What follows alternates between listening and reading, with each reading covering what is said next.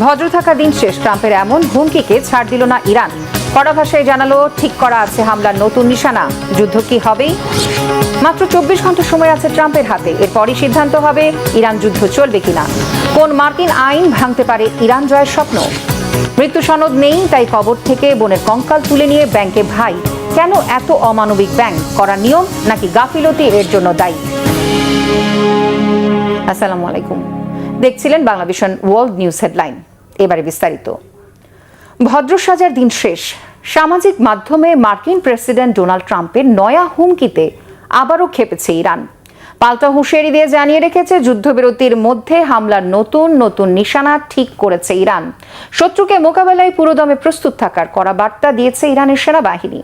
গেল 72 ঘন্টার মধ্যে হরমুজে মার্কিন অবরোধ ভেঙেছে ইরানের 52টি জাহাজ। দ্বিতীয় দফা বৈঠকে বসা নিয়ে অনিশ্চয়তার মধ্যে পাল্টাপাল্টি হুমকি চলতে থাকায় আবারও যুদ্ধের আতঙ্ক বাড়ছে। অস্ত্রের মজুদ ফুরিয়ে আসা আমেরিকা কি প্রস্তুত আবারও যুদ্ধের জন্য? বিস্তারিত মেহরাব হুসাইন খানের ডেস্ক রিপোর্টে। যুক্তরাষ্ট্র সফরে যাওয়া ব্রিটিশ রাজা তৃতীয় চার্লসও চান ইরান যেন পরমাণু শক্তিধর না হয়, এমন দাবি করেছেন যুক্তরাষ্ট্রের প্রেসিডেন্ট ডোনাল্ড ট্রাম্প। মার্কিন কংগ্রেসে দেওয়া ভাষণে চার্লস বলেছেন, যুক্তরাজ্য ও যুক্তরাষ্ট্রের অংশীদারিত্ব আগের যে কোনো সময়ের তুলনায় এখন বেশি গুরুত্বপূর্ণ। অবশ্য একাধিক আয়োজনে অংশ নেয়া চার্লস ইউক্রেন নিয়ে কথা বললেও পরমাণু কর্মসূচি আর ইরান প্রসঙ্গে কোনো মন্তব্য করেননি। এমন পরিস্থিতিতে সামাজিক মাধ্যম ট্রুথ সোশ্যালে বিস্ফোরক মন্তব্য আর ছবিতে নতুন করে উত্তেজনা ছড়িয়ে দিয়েছেন মার্কিন প্রেসিডেন্ট ট্রাম্প। সেখানে যা লিখেছেন তার বাংলা অর্থকূলের দাঁড়ায় ভদ্র সাজার দিন শেষ। সাথে জুড়ে দেওয়া ছবিতে বিস্ফোরণের দৃশ্য পেছনে রেখে অস্ত্র হাতে নিজেকে উপস্থাপন করেছেন ট্রাম্প। ইরানকে সতর্ক করে বলেছেন, দ্রুত বুদ্ধিমান হতে হবে। দ্বিতীয় পর্বের শান্তি আলোচনায় বসা নিয়ে অনিশ্চয়তার মধ্যেই এমন ইঙ্গিত দিলেন ট্রাম্প। ইরানও যে যুদ্ধবিরতির সুযোগে পুরো দমে সমর প্রস্তুতি নিয়ে রেখেছে, হুমকির আদলে তা জানিয়ে দিয়েছে ইরানের সশস্ত্র বাহিনী। আবার হামলার দুঃসাহস দেখালে যুক্তরাষ্ট্র আর ইসরায়েলকে শক্ত জবাব দেওয়ার প্রস্তুতি আছে বলে সতর্ক করেছেন ইরানের সেনা মুখপাত্র মোহাম্মদ আকরামিনিয়া। যুদ্ধ এখনো শেষ হয়নি দাবি করে বলেছেন, যুক্তরাষ্ট্র এখন আর হুকুম দেওয়ার অবস্থায় নেই। টানটানি উত্তেজনার মধ্যে ইরানের আরও 35 ব্যক্তি ও প্রতিষ্ঠানের বিরুদ্ধে নিষেধাজ্ঞা দিয়েছে যুক্তরাষ্ট্র। মার্কিন অর্থমন্ত্রী স্কট বেসেন্ট বলেছেন, নিষেধাজ্ঞার আওতাভুক্ত ব্যক্তি ও প্রতিষ্ঠানের মাধ্যমে কয়েক হাজার কোটি ডলারের তহবিল স্থানান্তর করা হয়েছে, যা ইরানের সন্ত্রাসী কর্মকাণ্ডকে সহায়তা দিয়েছে। ট্রুথ সোশ্যালে আরেক পোস্টে প্রেসিডেন্ট ট্রাম্প দাবি করেছেন, ইরানের বন্দর আর হরমুজ ঘিরে নৌ অবরোধ প্রত্যাহারের অনুরোধ করেছে তেহরান। তিনি বলেছেন, ইরান স্বীকার করেছে তাদের রাষ্ট্রীয় কাঠামো ভেঙে পড়ার অবস্থায়। এই অবরোধ আরও দীর্ঘায়িত হওয়ার ইঙ্গিত দিয়ে প্রস্তুতি নেওয়ার নির্দেশও দিয়েছেন president Trump. The Wall Street journal এমন খবর দেওয়ার নেতিবাচক প্রভাব পড়েছে জ্বালানি তেলের আন্তর্জাতিক বাজারে। এতে বুধবার সকালে ব্রেন্ট ক্রুডের দাম বেড়ে ব্যারেল প্রতি দাঁড়িয়েছে $112.37, আর ওয়েস্ট টেক্সাস ইন্টারমিডিয়েটের তেল ব্যারেল প্রতি বিক্রি হয়েছে $100.44। ইরানের পতাকাবাহী তেলের ট্যাঙ্কার MT স্ট্রিম জব্দ করার ভিডিও প্রকাশ করেছে মার্কিন বাহিনীর সেন্ট্রাল কমান্ড সেন্টকম। জাহাজটিকে সর্বশেষ মালাক্কা প্রণালীতে দেখা গেছে।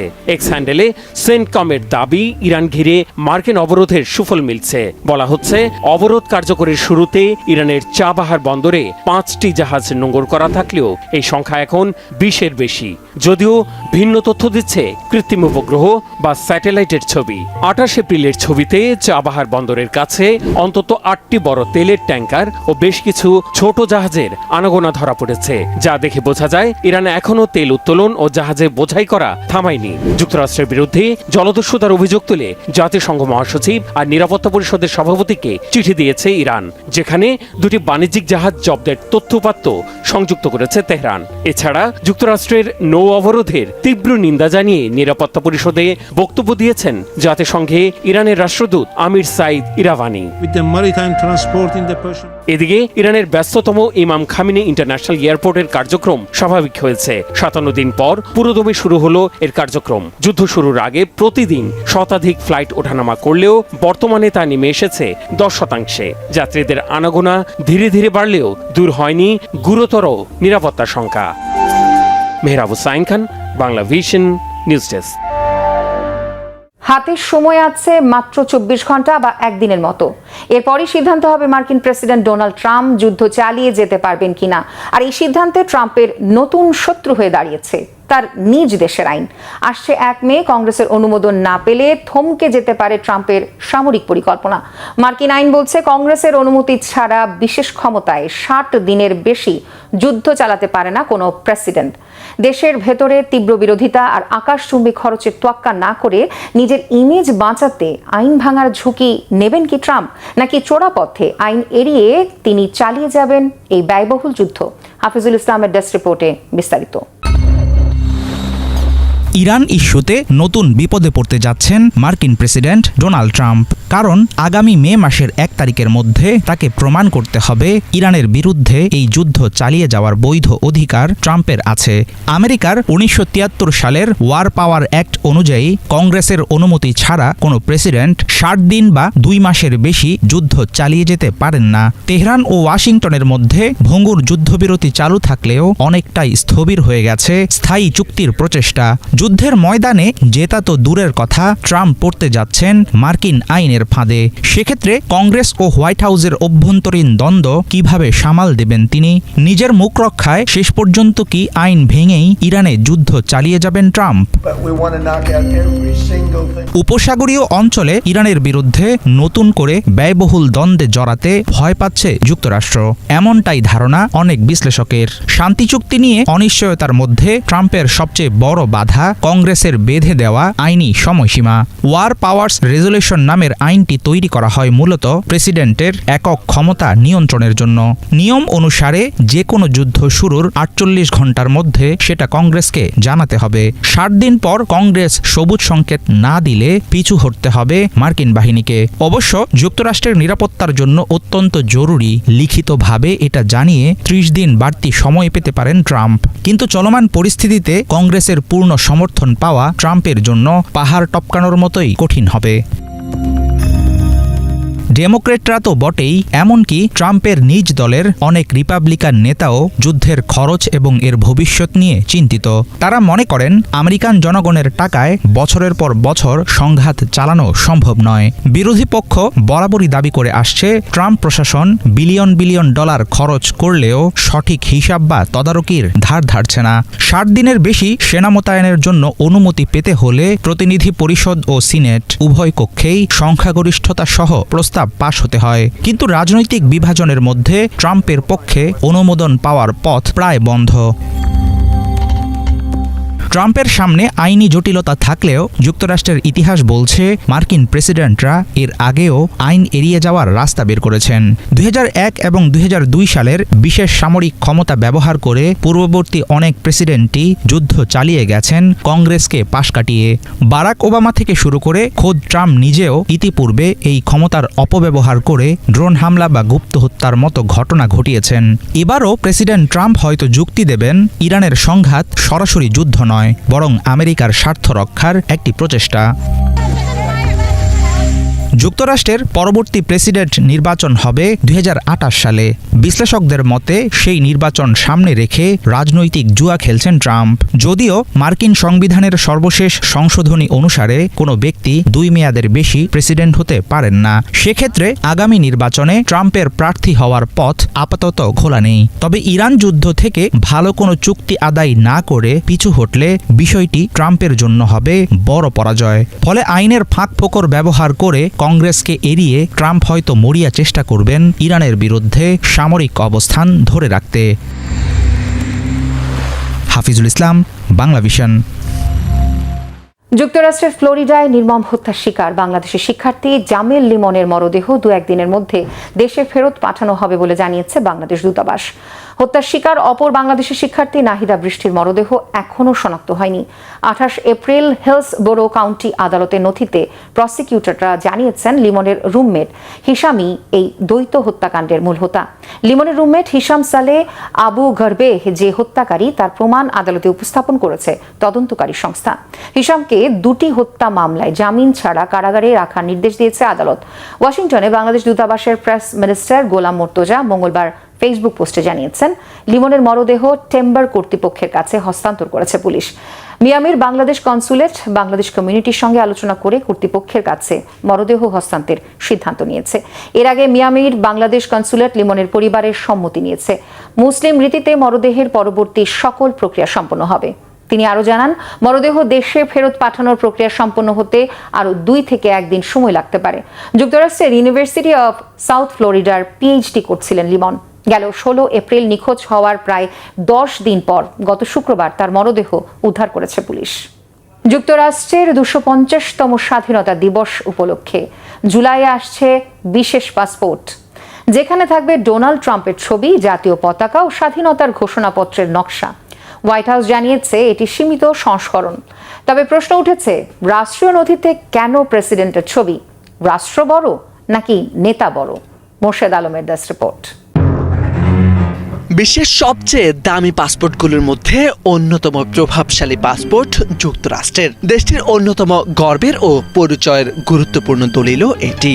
সেই পাসপোর্টে এবার যুক্ত হচ্ছে প্রেসিডেন্ট ডোনাল্ড ট্রাম্পের ছবি, যা ঘিরে শুরু হয়েছে আলোচনা সমালোচনা। যুক্তরাষ্ট্রের 250তম প্রতিষ্ঠা বার্ষিকী উপলক্ষে আগামী জুলাই মাসে বিশেষ নকশার সীমিত সংখ্যক পাসপোর্ট ইস্যুর ঘোষণা দেওয়া হয়েছে।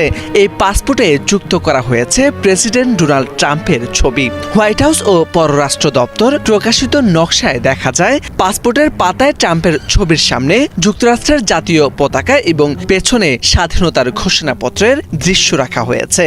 সোনালী রঙে যুক্ত করা হয়েছে তার স্বাক্ষরও।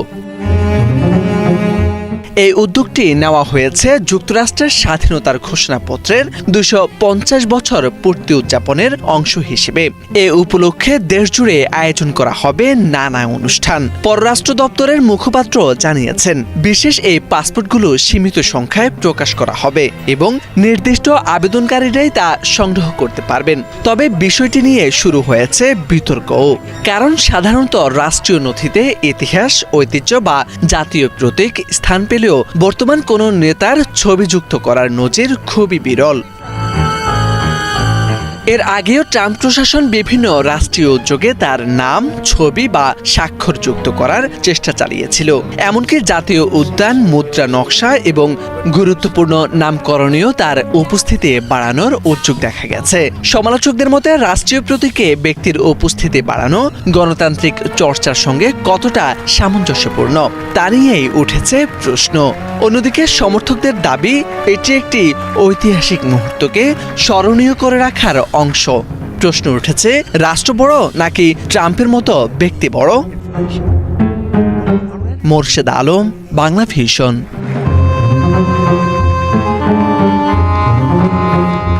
বিশ্বের সবচেয়ে বড় তেল উৎপাদনকারী গ্রুপ ওপেক ও ওপেক প্লাস থেকে সংযুক্ত আরব আমিরাতে বেরিয়ে যাওয়ার সিদ্ধান্তে বিশ্ববাজারে দ্রুত কমে যেতে পারে তেলের দাম, যা বর্তমান পরিস্থিতিতে আমেরিকার ট্রাম্প প্রশাসনের জন্য ইতিবাচক বলে মনে করছেন বিশ্লেষকরা। যদিও আমিরাতের এই বিচ্ছেদ ওপেকের প্রভাবশালী সদস্য সৌদি আরবের নেতৃত্বের জন্য একটি বড় ধাক্কা হিসেবে দেখা হচ্ছে। মিল ফজরে রাব্বির ডেস্ক রিপোর্ট। যে ঐক্যের দাপটে বিশ্ব তেলের বাজার নিয়ন্ত্রিত হতো সংযুক্ত আরব আমিরাতের বিদায়ে, সেই শক্তির দেয়ালেই এবার বড় ফাটল ধরল। বিশ্বের বৃহৎ তেল উৎপাদনকারীদের গ্রুপ ওপেক ও ওপেক প্লাস থেকে বেরিয়ে যাওয়ার সিদ্ধান্ত নিয়ে দীর্ঘ পথ চলার ইতি টানল আমিরাত। 28 এপ্রিল রয়টার্সকে দেওয়া এক সাক্ষাৎকারে এই সিদ্ধান্তের কথা নিশ্চিত করেছেন আমিরাতের জ্বালানি ও অবকাঠামো মন্ত্রী সুহেল আল মাজরুই স্পষ্ট করেছেন যে এটি একটি সার্বভৌম জাতীয় সিদ্ধান্ত এবং এটি নেওয়ার আগে সৌদি আরব বা অন্য কোনো মিত্র দেশের সাথে পরামর্শ করা হয়নি। রয়টার্সের প্রতিবেদন অনুযায়ী এই আকস্মিক প্রস্থানের পেছনে কয়েকটি গুরুত্বপূর্ণ ফ্যাক্টর কাজ করছে। ওপেকের নিয়ম অনুযায়ী প্রতিটি দেশ কতটুকু তেল উৎপাদন করবে তার একটি সীমা বা কোটা নির্ধারিত থাকে। আমিরাত গত কয়েক বছরে তাদের তেল উৎপাদন সক্ষমতা বাড়াতে শত শত কোটি ডলার বিনিয়োগ করেছে। ফলে তারা এখন সে বিনিয়োগ উসুল করতে স্বাধীনভাবে আরও বেশি তেল বিক্রি করতে চায়। এছাড়া মধ্যপ্রাচ্যে চলমান আঞ্চলিক অস্থিরতা এবং ইরান যুদ্ধের প্রেক্ষাপটে আরব আমিরাতের নিরাপত্তা ও অর্থনৈতিক অগ্রাধিকার বদলে গেছে। ওপেক ও জিসিসি জোটের কিছু সিদ্ধান্তের প্রতি আমিরাতের কূটনৈতিক অসন্তোষকেও এই বিচ্ছেদের একটি কারণ হিসেবে দেখছেন অনেকে।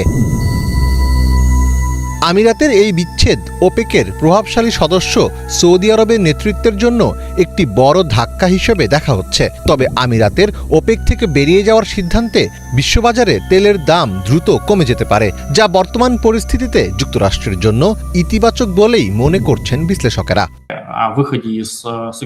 আমি মনে করি এটি ট্রাম্প প্রশাসনের জন্য ইতিবাচক হবে, কারণ এর ফলে বিশ্ববাজারে তেলের দাম তাৎক্ষণিকভাবে কমে যাবে। এমনকি বর্তমানে হরমুজ প্রণালী বন্ধ থাকলেও কেবল এই খবরটি দাম কমিয়ে দেওয়ার জন্য যথেষ্ট, যা ট্রাম্প প্রশাসনের উপর থাকা চাপ অনেকাংশে কমিয়ে দেবে। তবে এটি রাশিয়ার জন্য নেতিবাচক হবে, কারণ দেশটি উৎপাদন ব্যাপকভাবে বাড়াতে পারবে না। দৈনিক 1 থেকে 1.5 মিলিয়ন ব্যারেল উৎপাদন বাড়াতে বিপুল বিনিয়োগ এবং বেশ দীর্ঘ সময় প্রয়োজন হবে। মধ্যপ্রাচ্যের দেশগুলোর এই ধরনের সক্ষমতা রয়েছে। আমিরাতের এই সিদ্ধান্ত জোটটির অন্যান্য সদস্যদের উপরও প্রভাব ফেলতে পারে। এর ফলে একটি প্রতিযোগিতা শুরু হবে যেখানে প্রত্যেকেই পূর্ণ ক্ষমতায় উৎপাদন করতে চাইবে, যা পুরো সংস্থাটির পতন ঘটাতে পারে বলে মনে করছেন এই বিশ্লেষক। তেলের দাম কমার পরবর্তী বড় ঢেউটি সম্ভবত তখনই আসবে যখন হরমুজ প্রণালী আবার খুলে দেওয়া হবে। এর পেছনে দুটি কারণ থাকবে। প্রথমত, মধ্যপ্রাচ্য থেকে সামগ্রিকভাবে তেলের রপ্তানি বেড়ে যাবে। দ্বিতীয়ত, অন্যান্য দেশগুলোও তখন ওপেক থেকে বেরিয়ে যাওয়ার ঘোষণা দিতে পারে, যা এই সংস্থাটির সম্পূর্ণরূপে ভেঙে পড়ার পথ প্রশস্ত করবে। 1960 সালে প্রতিষ্ঠিত ওপেক বিশ্বের অন্যতম শক্তিশালী জোট, যা বৈশ্বিক তেল সরবরাহের 1/3 বেশি নিয়ন্ত্রণ করে। 1967 সালে ওপেকের সদস্য হয়েছিল সংযুক্ত আরব আমিরাত। কেবল ওপেক দেশগুলো তেলের উৎপাদন কমিয়েও দাম নিয়ন্ত্রণ করতে ব্যর্থ হয় রাশিয়ার মতো বড় উৎপাদকদের সাথে নিয়ে 2016 সালে ওপেক প্লাস গঠন করা হয়। এতে করে বিশ্ববাজারের প্রায় 40 থেকে 50% তেল সরবরাহ এই জোটের নিয়ন্ত্রণে চলে আসে। মীর ফজলে রাব্বি, বাংলা ভিশন। মৃত্যু সনদ নেই, তাই টাকা দেবে না ব্যাংক। আর সেই প্রমাণ দিতেই কাঁধে করে বোনের কঙ্কাল নিয়ে হাজির হলেন এক ভাই। ভারতের ওড়িশার কেওনঝড় এলাকার এমন করুণ দৃশ্য তোলপাড় করে ফেলেছে গোটা বিশ্বে। প্রশ্ন উঠেছে, নিয়মের কঠোরতা নাকি ব্যাংকের গাফিলতিতে এত অমানবিক পরিস্থিতি তৈরি হলো? কেন বোনের কঙ্কাল নিয়ে ব্যাংকে হাজির হতে বাধ্য হয়েছিলেন ভাই? মোর্শেদ আলমের আরেকটি ডেস্ক রিপোর্ট। বোন মারা গেছেন, তার ব্যাংক হিসাব থেকে টাকা তুলতে চান একমাত্র উত্তরাধিকারী ভাই, কিন্তু ব্যাংক চায় মৃত্যুর সনদ। তা না হলে টাকা দিতে নারাজ ব্যাংক। ভাইয়ের কাছে বোনের মৃত্যুর সনদ নেই, টাকাও তুলতে পারছেন না তিনি। তাই বাধ্য হয়ে মৃত বোনের কঙ্কাল কাঁধে নিয়ে 3 কিলোমিটার হেঁটে সোজা ব্যাংকে হাজির ভাই। অবাক করা ঘটনাটি ভারতের ওড়িশার কেওনঝড় জেলার। ভাইয়ের নাম জিতু মুন্ডা। তিনি ওড়িশার দিয়ানালি গ্রামের বাসিন্দা। তার বোন কাকরা মুন্ডার নামে ওড়িশা গ্রামীণ ব্যাংকে মাল্লিপাশি শাখায় একটি সঞ্চয় হিসাব ছিল। মাস 2 আগে বোন মারা গেলেও তার মৃত্যু সনদ কিংবা উত্তরাধিকার সংক্রান্ত কোনো কাগজপত্র জোগাড় করতে পারেননি জিতু।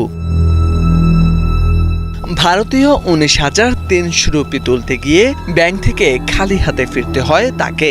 ব্যাংক কর্তৃপক্ষ জানিয়ে দেয়, হয়তো হিসাবকারীকে উপস্থিত থাকতে হবে, নয়তো বৈধ কাগজপত্র দেখাতে হবে। প্রাতিষ্ঠানিক শিক্ষাহীন ও ক্ষুদ্র গোষ্ঠীর এই মানুষটির কাছে এসব নিয়ম হয়ে দাঁড়ায় অতিক্রম্য বাধা। অবশেষে প্রতিবাদের ভাষা হিসেবে তিনি বেছে নেন চরম এক পথ।